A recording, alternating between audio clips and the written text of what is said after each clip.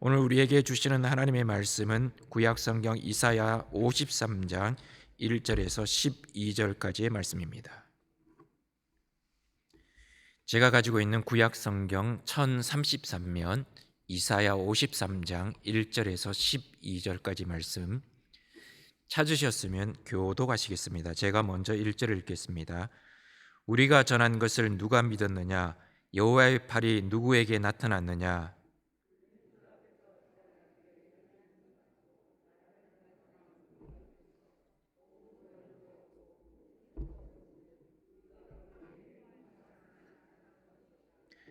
그는 멸시를 받아 사람들에게 버림받았으며 간고를 많이 겪었으며 질고를 아는 자라.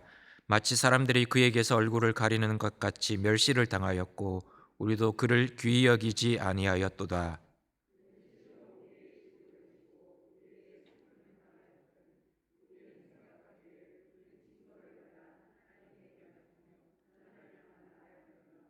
그가 찔림은 우리의 허물 때문이요 그가 상함은 우리의 죄악 때문이라.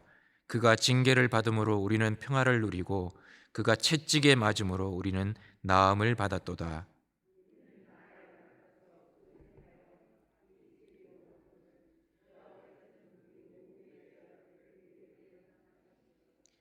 그가 곤욕을 당하여 괴로울 때에도 그의 입을 열지 아니하였으며 마치 도수장으로 끌려가는 어린 양과 털 깎는 자 앞에서 잠잠한 양같이 그의 입을 열지 아니하였도다.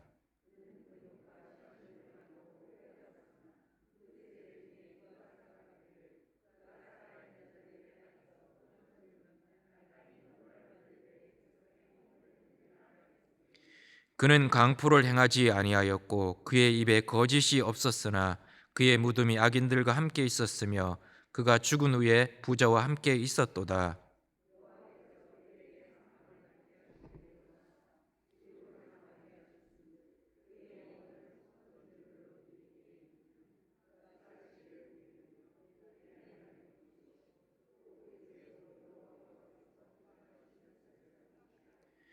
그가 자기 영혼에 수고한 것을 보고 만족하게 여길 것이라. 나의 의로운 정이 자기 지식으로 많은 사람을 의롭게 하며 또 그들의 죄악을 친히 담당하리로다. 그러므로 내가 그에게 존귀한 자와 함께 몫을 받게 하며 강한 자와 함께 탈취한 것을 나누게 하리니 이는 그가 자기 영혼을 버려 사망에 이르게 하며 범죄자 중 하나로 헤아림을 받았음이니라. 그러나 그가 많은 사람의 죄를 담당하며 범죄자를 위하여 기도하였느니라. 아멘. 낚시를 아주 좋아하는 목사님이 한 분 계셨습니다. 이분이 어느 여름날 월요일 아침에 일찍 집을 나서 한적한 낚시터로 향했습니다. 낚시터에서 낚싯대를 들이우고 물끄러미 그 물을 바라보면서 있었습니다. 그때 마침 그 목사님의 낚시터 옆자리에 아주머니 한 분이 오셔서 앉으셨습니다. 같이 이렇게 물끄러미 물을 바라보고 있었는데 얼마 지나지 않아서 그 아주머니가 이 목사님에게 말을 걸기 시작했습니다. 오늘 날씨 참 좋죠? 어떤 물고기를 주로 잡으세요? 그리고 어떤 게 잡는 것이 잘 잡히는 방법입니까? 여기에 자주 오십니까? 그리고 이렇게 혼자 오시면 집에 계신 사모님이 섭섭해하지 않으시는가요? 그러면서 참 여러 가지 말을 많이 했습니다. 너무 말을 많이 하다 보니까 목사님이 처음에는 대답을 하려고 몇 번 생각하다가도 계속해서 말을 붙이니까 너무 짜증도 나고 해서 그냥 입을 닫고 침묵을 지켰습니다. 그런데도 그 옆자리에 계시는 아주머니는 계속해서 말을 걸고 말을 하기 시작을 했던 겁니다. 한참을 지나서 마침 이 낚싯대가 휘청하는 것이 보였습니다.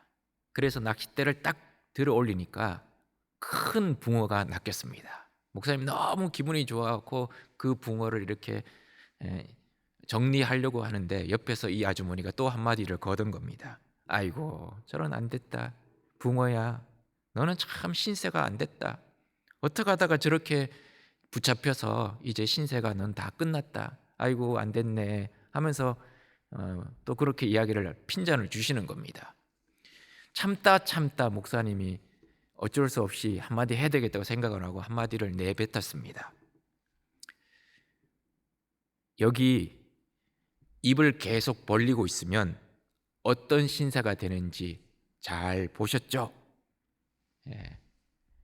입을 계속 벌리고 있으면 이 붕어처럼 결국에는 낚싯바늘에 꿰인다는 걸 보여준 겁니다. 그러니까 그만큼 이제 입을 말을 하지 말고 조용히 있으라고 한 이야기죠. 우리는 정말 말이 많은 세상을 살아가고 있습니다. 자기 PR 시대라 그래서 말을 참 많이 합니다.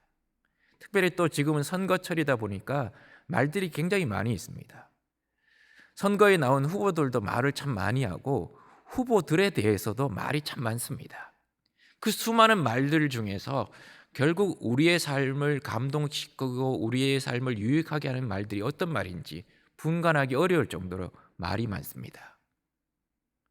그런데 오늘 본문에 나오는 예수님의 모습은 전혀 반대의 모습을 하고 있습니다. 3년간 공생의 기간 동안 보여주신 그 모습과는 전혀 다른 모습을 합니다. 침묵하시고 입을 열지 아니하시는 모습이 보입니다. 세상에서 가장 아름다운 침묵이 있다면 바로 예수님의 침묵입니다. 예수님은 털 깎는 자 앞에서도 잠잠한 양처럼 침묵하시면서 십자가를 지셨습니다. 그분의 말 없는 침묵, 세상의 모든 소리를 이기는 예수님의 침묵이 우리를 살리셨습니다. 오늘 본문 7절 말씀을 다시 한 번 더 보시겠습니다. 같이 한번 읽으실까요? 그가 곤욕을 당하여 괴로울 때에도 그의 입을 열지 아니하였으며 마치 도수장으로 끌려가는 어린 양과 같이 털 깎는 자와 앞에서 잠잠한 양같이 그의 입을 열지 아니하였도다. 예수님은 곤욕을 당하실 때도 입을 열지 않으셨습니다. 예수님은 공생의 3년간 수많은 말씀을 하셨습니다. 군중을 향해서 하나님의 말씀을 전하셨고 하나님의 진리를 가르쳐 주셨습니다. 때로는 군중들이 다 흩어지고 난 다음에 제자들만 모아서 그 제자들에게 예수님이 전하신 말씀의 의미를 상세하게 가르쳐 주시기도 하셨습니다. 그러나 정작 입을 열어서 소리를 질러야 될 때 예수님은 입을 닫으셨습니다. 예수님은 빌라도의 법정에서 불의한 재판을 받으셨습니다. 그리고 말로 다 할 수 없는 곤욕을 당하셨습니다. 누가 보더라도 그 법정은 불의한 재판 법정이었습니다. 억울한 재판을 당하는 예수님은 얼마나 마음이 괴로우셨겠습니까? 그런데도 예수님은 입을 열지 아니하셨습니다.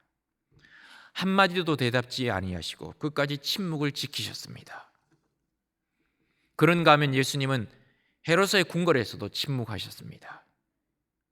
비열한 헤롯은 예수님을 장난감처럼 가지고 놀면서 온갖 희롱을 다했습니다. 그럼에도 불구하고 예수님은 끝까지 침묵을 지키셨습니다. 그리고 십자가를 지시고 골고다 언덕길을 오르셨습니다. 주변의 수많은 군중들의 야유와 비난에 섞인 소리를 들으면서 예수님은 끝까지 한마디 대꾸도 하지 않으시고 그 길을 오르셨습니다. 로마 군병들의 채찍에도 예수님은 입을 열지 아니하셨습니다. 예수님이 십자가 고난 속에서도 끝까지 침묵을 지키셨습니다. 예수님은 말로 다할 수 없는 고통을 당하셨습니다. 하나님 아버지로부터 버림받는 고통을 당하셨습니다. 하나님의 아들이 일반 사람, 보통 사람도 달리지 않는 그 십자가에 매달리시는 그 고통을 겪으셨습니다. 그리고 사랑하는 제자들로부터 배반을 당하는 고통을 경험하셨습니다. 제자들은 겟세마네 동산에서 예수님을 다 버리고 뿔뿔이 다 도망가 버렸습니다. 아무도 남지 않았습니다. 홀로 남았다는 그 고독감, 견디기 힘든 것이었습니다. 심지어 가장 비천한 사람들로부터 온갖 조롱을 당했습니다. 살이 찢기고 피가 쏠리며 죽게 되는 육체적 고통도 참을 수 없는 것이었습니다. 그런데 그 곤욕의 순간에도 예수님은 입을 열지 않으셨습니다. 신음소리조차 내지 않으셨던 겁니다. 왜 예수님께서 이렇게 결정적인 순간에 침묵을 지키셨을까요? 왜 끝까지 입을 열지 아니하시고 침묵을 지키시면서 십자가를 지셨을까요? 말할 줄 몰라서 아닙니다. 할 말이 없어서 아닙니다. 오늘 본문을 통해서 두 가지를 생각해 보고자 합니다. 첫 번째는 예수님이 입을 열지 아니하시고 침묵을 지키신 이유는 침묵을 통해서 창조적 에너지를 얻어서 하나님의 섭리를 수용하시기 위해서였습니다. 십자가를 앞에 두고 예수님은 특별히 침묵을 지키셨습니다. 십자가를 지시는 것이 하나님의 뜻임이 분명하게 드러났습니다. 그걸 알았기 때문에 예수님은 침묵을 지키셨던 겁니다. 굳이 변명을 내봐야, 굳이 구차하게 왜 이런 일이 나에게 일어납니까? 왜 나에게만 이런 일이 일어납니까? 왜 십자가입니까? 라고 항변을 내봐도 소용없는 일이라는 것을 알았기 때문에 자기 방어를 포기하시면서 예수님은 침묵을 지키셨습니다. 다른 말로 말하면 지금 내게 일어나고 있는 이 모든 사건들을 하나님의 뜻으로 알고 받아들이시겠다는 순종의 고백이었던 겁니다. 하나님의 뜻이 이루어지고 있다는 것을 깨닫고 아멘으로 받아들이는 고백이 침묵이었던 겁니다. 기독교 심리학자인 웨인 오추 박사는 그의 책 침묵의 영성에서 이렇게 이야기를 합니다. 침묵의 영성, 그것은 우리의 마음보다 큰 마음을 지니신 하나님 앞에 머무는 것을 뜻한다. 그것은 몸과 마음의 진정한 쉼을 제공한다. 바로 이 침묵의 영성 속에서 하나님의 영은 우리 안에서 기도하시며 우리 안에 창조적인 사역을 베풀어 가신다. 만일 우리가 이 침묵의 영성을 잃어버리면 성령의 감동도 소멸되고 우리는 삶의 창조적 에너지를 다 잃어버린 채 차갑고 지친 모습으로 혼자 외로이 남게 될 것이다. 침묵의 영성은 하나님 앞에 머무는 것이라는 겁니다. 그리고 그 침묵의 영성을 통해서 우리는 우리의 삶에 성령의 역사가 일어나서 창조적인 에너지를 얻게 되고 그리고 결국 하나님의 뜻에 순종해 가게 된다는 겁니다. 이걸 잃어버리면 성령의 감동도 다 소멸하게 되고 창조적인 에너지를 잃어버려서 차갑고 지친 모습으로 결국 홀로 외로이 남게 될 것이다 라고 이야기합니다. 예수님은 입을 열어서 변명할 수 있는 그 순간에 침묵을 지키셨습니다. 그리고 지금 자신에게 벌어지고 있는 이 모든 고통과 억울함과 모든 그 괴로움의 순간들을 하나님의 뜻으로 받아들이고 계셨던 겁니다. 아멘으로 받아들이고 있었다는 것입니다. 두 번째, 그것보다 더 중요한 이유가 있습니다. 본문 말씀 8절을 한 번 더 보시겠습니다. 같이 8절 말씀을 한 번 더 읽겠습니다. 그는 곤욕과 신문을 당하고 끌려갔으나 그 세대 중에 누가 생각하기를 그가 살아있는 자들의 땅에서 끊어짐은 마땅히 형벌받을 내 백성의 허물 때문이라 하였으리요. 예수님이 끝까지 입을 열지 않고 침묵을 지키신 이유는 바로 우리의 허물 때문입니다. 예수님은 산자의 땅에서 끊어지셔야 했던 것은 마땅히 형벌받아야 될 우리의 허물 때문에, 우리의 죄악 때문에 그 일을 당하셨던 겁니다. 죄로 인해서 죽을 수밖에 없었던 우리의 허물 때문에, 우리의 죄악 때문에 예수님은 묵묵히 십자가를 지시고 골고다 언덕길을 오르셨던 것입니다. 여러분 한번 생각해 보십시오. 예수님에게 하실 말씀이 없으셨겠습니까? 누가 보더라도 불의한 재판이라는 것이 뻔히 알고 있었습니다. 누가 보더라도 억울하게 고통당하고 있다는 것을 알고 있었습니다. 그 자리에 있는 모든 사람들이 이것은 잘못된 것이다라는 것을 다 알고 있었습니다. 얼마든지 하실 말씀이 있었을 겁니다. 예수님이 지식과 논리가 부족해서 할 말씀을 입을 다무셨던 것이 아닙니다. 12살 때 이미 성전에서 수많은 랍비들과 성경을 가지고 토론할 수 있을 만큼 지식과 지혜가 넘쳐났습니다. 그럼에도 불구하고 예수님은 입을 열지 아니하셨습니다. 예수님의 힘과 권세가 없어서 침묵하셨겠습니까? 예수님은 하나님의 아들이십니다. 당장이라도 하늘로부터 12영이 더 되는 천사를 불러오실 수 있는 능력이 많으신 분이었습니다. 그럼에도 불구하고 예수님은 입을 열지 않으셨습니다. 오늘 본문 말씀에 이렇게 이야기합니다. 마땅히 형벌받아야 될 내 백성의 허물 때문이다 라고 이야기합니다. 우리의 죄 때문에, 우리의 허물 때문에 예수님은 십자가를 지시고 죽으셔야 했기 때문에 예수님은 입을 열지 않으셨던 것입니다. 그 밑에 9절 말씀에 또 성경이 이렇게 이야기합니다. 그는 강포를 행하지 아니하였고 그의 입에 거짓이 없었으나 그의 무덤이 악인들과 함께 있었으며 그가 죽은 후에 부자와 함께 있었도다. 강포를 행한다는 것은 폭력을 휘두른다는 뜻입니다.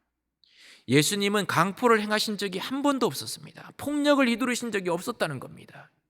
그리고 예수님의 입에는 거짓이 없었습니다. 거짓말을 하신 적이 없다는 겁니다. 늘 진실하고 솔직하게 사람들에게 다가갔습니다. 사람들에게 전했던 그 모든 말씀은 진실이었고 진리였습니다. 말과 행동에 잘못이 없는 분이었습니다. 그런데 예수님은 악인처럼 취급을 당하셨습니다. 강도들과 함께 십자가에 매달리셨습니다. 그리고 끝까지 침묵을 지키셨습니다. 예수님은 십자가에서 고난당하시고 살과 피가 찢기고 흘려야만 모든 인류의 죄를 대속하실 것을 알고 계셨기 때문에 끝까지 침묵을 지키셨던 겁니다. 예수님은 우리를 위한 사랑으로 고난받으셨고 그 사랑 때문에 십자가를 지셨고 그 사랑 때문에 끝까지 입을 열지 않고 침묵을 지키셨던 겁니다. 이 땅의 수많은 어머니와 아버지들은 아침 일찍부터 새벽부터 열심히 일을 합니다. 자신에게 주어진 삶의 몫을 최선을 다해서 일을 하고 수고하고 달려갑니다. 땀을 흘립니다. 때로는 고통의 순간들도 있습니다. 그런데 그 고통의 순간들을 늘 가슴속에 묻고 살아갑니다. 왜 그럴까요? 가족을 향한, 자식을 향한 사랑 때문에 그렇습니다. 어릴 적 저는 시골에서 자랐었는데 시골에서 보면 아궁이에 불을 떼워서 방의 온도를 덮입니다. 그러면 새벽녘이 되면 그 아궁이의 불이 이게 서서히 약해져서 방이 온도가 이게 내려가서 추워질 때가 있습니다.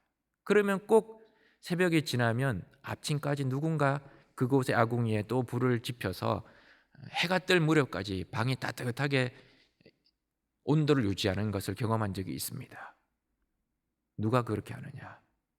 부모님이 그렇게 새벽을 깨워서 일어나서 아궁이에 불을 지핍니다. 그리고 그 부모님은 자식에게 내가 아궁이에 불을 지폈다.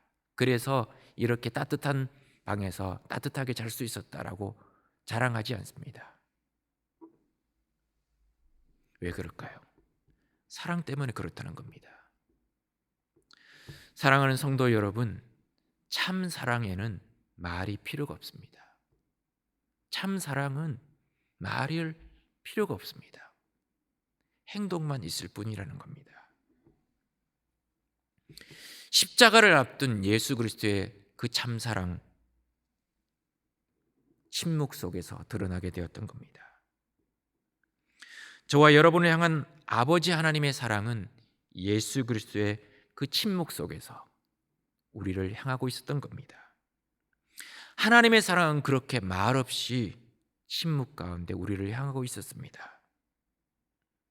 살이 찢기고 피가 쏟아지고 억울한 그 누명과 조롱과 희롱과 수치심 그 모든 모멸감 앞에서도 예수님은 침묵을 지키셨습니다. 우리를 살리기 위해서. 그리스도의 침묵이 없었다면, 그리스도의 그 입을 열지 아니하심이 없었다면 우리는 하나님의 사랑을 깨달을 수도 없었고 하나님이 베풀어 주신 구원에 이를 수도 없었습니다. 지금도 우리는 많은 침묵 속에서 하나님의 사랑을 깨닫습니다. 따스한 햇볕, 내리는 단비, 소리 없이 우리를 감싸는 공기, 맑은 하늘, 피어나는 꽃들, 탐스럽게 익어가는 열매들, 그런 모든 것들은 말이 없습니다. 그러나 그 속에서 우리를 향한 하나님의 사랑이 있다는 것을 우리는 깨닫게 됩니다. 그렇게 하나님의 사랑은 침묵 속에서 우리를 향하고 있습니다. 오늘은 사순절이 시작되는 제의 수요일입니다. 사순절은 부활절 전 40일의 기간을 사순절이라고 얘기합니다. 주일을 제외하고 40일의 기간을 사순절이라고 얘기합니다. 오늘이 제2의 수요일로서 오늘부터 시작되는 40일간의 기간을 예수 그리스도의 고난을 생각하면서 경건과 절제에 힘쓰면서 그 고난을 기억하며 그 은혜에 감사하면서 보내는 절기입니다. 이 사순절의 절기를 우리는 어떻게 보내야 할까요? 사랑하는 성도 여러분, 예수님은 우리를 위해서 침묵하셨습니다. 하실 말씀이 많이 있으셨고 얼마든지 말씀하실 수 있음에도 불구하고 예수님은 우리를 위해서 그 입을 열지 아니하셨습니다. 그렇다면 우리도 그 침묵하신 예수님의 모습을 본받아야 합니다. 우리는 마땅히 침묵해야 할 그 자리에서 침묵하지 못할 때가 있습니다. 조금 힘들다고 입을 열어서 불평할 때가 있습니다. 속이 상한다고 해서 입을 열어서 마구잡이로 원망을 합니다. 그런데 우리 주님은 그렇게 원망이 들고 억울하고 원통하고 가슴이 찢어지는 아픔 속에서도 입을 열지 아니하셨습니다. 온갖 조롱과 멸시를 당하면서도 침묵을 지키셨습니다. 오직 하나님의 구원이 이 땅에 이루어지기만을 바라면서 묵묵히 십자가의 길을 오르셨던 겁니다. 사랑하는 성도 여러분, 우리도 이 사순절 기간 동안 우리를 위해서 고난당하신, 우리를 위해서 침묵으로 그 십자가의 길을 걸어가신 예수님을 생각하면서 조금 더 우리의 입을 닫아야 되지 않을까요? 하나님의 충성된 일꾼이 될 수 있는 비결은 입을 적게 열고 몸을 많이 움직이는 거라고 합니다. 손과 발을 많이 움직이고 입을 적게 여는 것이 하나님의 충성스러운 일꾼이 되는 길이라고 합니다. 그렇게 할 때 우리는 5달란트 받았던 종, 2달란트 받았던 종처럼 착하고 충성스러운 종이 될 수 있습니다. 그런데 손과 발은 움직이지 않고 입으로만 움직인다면 우리는 1달란트 받은 종처럼 게으르고 악한 종이 될 수 있는 것입니다. 예수님은 나를 위해서 버림받으셨습니다. 철저하게 버림받으셨습니다. 예수님은 나를 위해서 십자가에서 온갖 고초를 다 겪으셨고 살이 찢기시고 피를 쏟으시면서 죽임당하셨습니다. 예수님은 나를 살리기 위해서 그 순간에도 입을 열지 아니하셨습니다. 철저하게 침묵을 지키셨습니다. 주님이 당하신 그 고난의 십자가를 생각한다면 우리는 하나님 앞에 하나님 내 입술에 파수꾼을 세워주십시오라고 기도하게 될 겁니다. 다른 사람들에 대해서 이러쿵저러쿵 말하지 않고 오직 주님의 십자가를 바라보면서 주님의 침묵을 생각하면서 나아가는 것이 사순절 기간 동안 우리가 해야 될 일이 아닐까요?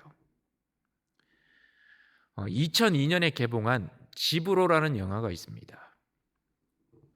도시에 살고 있는 손자 상우라는 아이가 여러 가지 사정에 의해서 시골에 살고 있는 외할머니 집에 맡겨지면서부터 영화가 시작이 됩니다. 근데 이 외할머니는 말을 못 하시는 분입니다. 도시에서 온 손자가 프라이드 치킨이 먹고 싶다고 하니까 백숙을 끓여서 손자에게 주었습니다. 가지고 온 오락기의 건전지가 다 되어서 방전이 되니까 새 건전지를 사기 위해서 이 손자가 할머니가 아끼는 은비녀를 훔칩니다. 할머니의 고무신을 숨기기도 하고 할머니 요광을 걷어차기도 합니다. 그럴 때마다 이 할머니는 그 손자의 투정과 불평을 다 받아주면서 그냥 그저 가슴에 원을 그리면서 손으로 이야기합니다. 미안하다. 그런데 이 영화를 보면서 저는 많은 생각을 했습니다. 왜 감독이 하필이면 그 할머니를 말을 못하는 분으로 각색을 하고 역할을 만들었을까? 어쩌면 그 할머니의 침묵을 통해서 내가 너를 정말 사랑한다는 영혼의 깊은 소리를 표현하고자 했던 것이 아닐까 생각되어집니다. 철없는 꼬마 상우는 그렇게 할머니와 함께 살면서 산골 생활에 익숙해지면서 침묵을 배워갑니다. 그러다 결국 영화가 끝날 무렵에 다시 도시로 가게 됩니다. 어머니와 함께 도시로 가는 버스를 타기 직전에 이 상우는 할머니에게 편지를 남깁니다. 그림 카드, 아프다라는 글씨를 쓴 카드와 보고 싶다라는 글씨를 쓴 카드, 그리고 그림을 남깁니다. 그리고 자신이 살고 있는 집 주소를 적어서 남깁니다. 그리고는 할머니와 말 없는 이별을 합니다. 이별하는 그 순간, 버스가 떠나는 그 순간 할머니를 바라보면서 침묵 속에 합니다. 가슴에 원을 그리면서 할머니 미안해요. 예수 그리스도는 우리를 위해서 끝까지 입을 열지 아니하셨습니다. 예수 그리스도는 그 참혹한 십자가를 지시는 그 순간에도 우리를 위해서 침묵을 지키셨습니다. 우리를 살리기 위해서, 우리를 의롭다 하기 위해서.